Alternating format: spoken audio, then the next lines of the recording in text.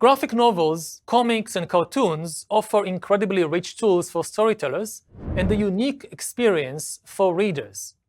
I remember watching the animated series Once Upon a Time as a kid and enjoying the way it made history and science fun for the general public. The biggest challenge that Sapiens, a graphic history, presents is the visual medium. Putting a face on the different characters in the story of humankind, not to mention animals, fantasy figures, and superheroes. While words can be abstract, images must be concrete.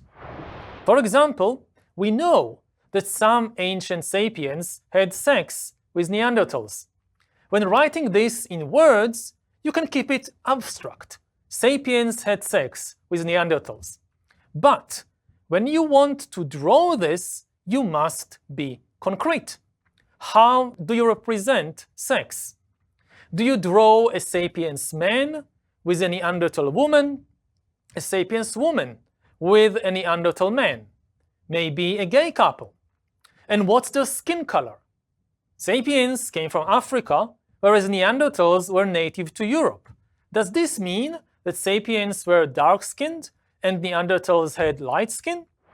In a regular history book, if you don't want to get into these difficult questions, you can just avoid them.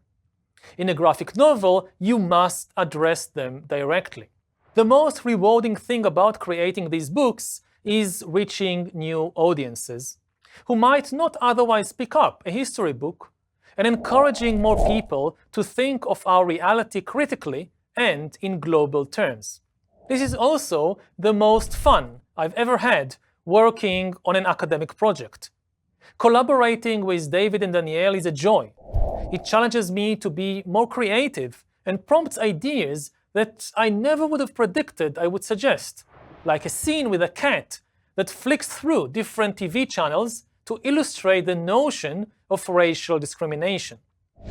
Danielle and David's mastery of the graphic medium and their sense of humor open up completely new ways of expression, and I often laugh out loud when I read their drafts and notes. Because they don't speak English and I don't speak French, we had this one incident, for example, where we all logged onto a Zoom call before the translator did and started communicating using our hand gestures.